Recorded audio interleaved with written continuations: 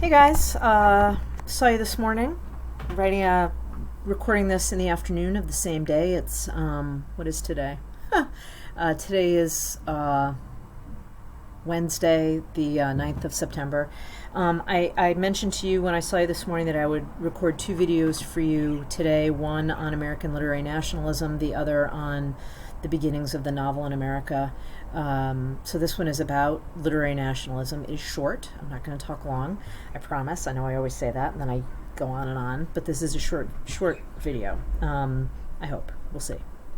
So, as I mentioned to you during our first meeting, there's a lot of excitement around the time of the American Revolution, sort of the 1770s to the 1790s, about the growth and development of American culture, a sort of distinctly American culture. And intellectuals and political leaders, basically anyone with an education, of which there were not a ton, to be clear, really believed that one of the hallmarks, one of the markers of a mature culture was a thriving arts scene, which, kind of makes sense.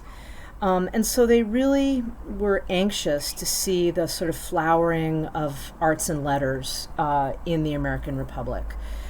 They were always on the lookout for signs that culture was flowering and flourishing. And in fact, there was a lot of writing in the early years of the Republic, but not really what people considered enough to constitute a distinctly American culture. So from, I want to say, sort of the late 1790s to the maybe mid 1790s to around the War of 1812, there's a real sense of disappointment and increasing anxiety around sort of the absence of what people consider that American literary scene, cultural scene. It turns out, of course, that it's harder to get culture off the ground than just wishing that it would be so. And there are a lot of reasons why it was hard for novels in particular to get off the ground in this country, and I'll tell you more about that in the other video. But things take a while to get going. So after the War of 1812 and around the War of 1812 and really into the 1820s, and after the American victory, particularly over England in the War of 1812, which kind of solidifies in the eyes of a lot of people our independence as a nation, there's this renewed American confidence and a sort of sense of national identity, a burgeoning national identity, and this sort of pride and sense that the United States is a place where working people have opportunities open to them, and that arts and culture are not in the arts, and that unearned social distinctions, titles of nobility and all that kind of stuff are not present here and not rewarded. So there's more equality, more openness, and a lot of renewed excitement over the possibilities of an American culture. And so that desire is called, for an American culture, is called American literary nationalism. And what that term means precisely, the definition that we're going to use, it's an interest in producing identifiably American works and celebrating those works. Full stop. Now, no one is really quite sure what that means, but it's sort of, we're going to know it when we see it. It's really the 1820s, the period that we're studying now, when it's generally agreed, and there is even a sense at the time, that the United States begins to produce writers like Irving, like Sedgwick, Catherine Maria Sedgwick, like Cooper, who you're reading for tomorrow, and Bryant, who you read last week, who are writing these distinctly American works.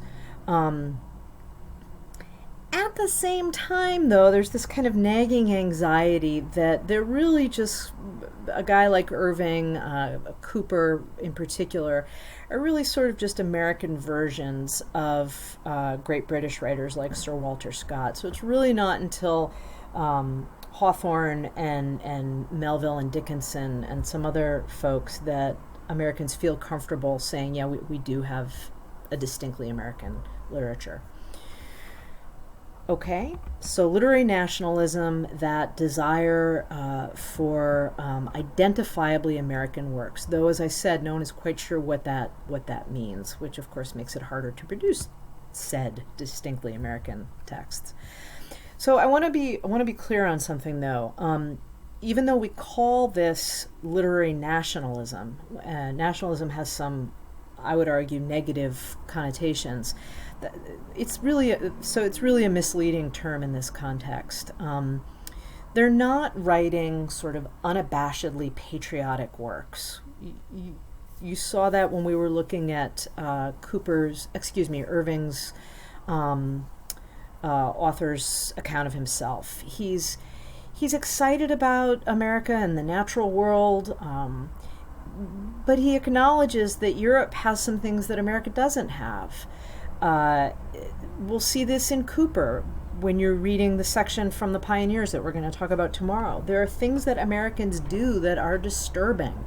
There are critiques of American culture. They're grappling, certainly you saw this in Hope Leslie, and we'll continue to talk about this tomorrow, really divisive issues about treatment of Native Americans. Hope Leslie is written in 1827. Other writers addressing slavery head-on, states' rights, tariffs, and other problems in American culture. So when we say American literary nationalism, we don't mean rah rah, go America. We mean texts that are dealing with issues of concern to Americans, writing with American materials, American characters, landscapes, etc. Not that they are promoting a nationalist agenda that argues that America is somehow better than every other place. A book might do that, but that's not what we mean when we say American literary nationalism. Okay? All right. We'll talk a little bit more about this together. Let me know if you have any questions, and I will get a video up soon, if not today, then tomorrow, hopefully today, about sort of the rise of the novel, the early years of American novels. Thank you all. See ya.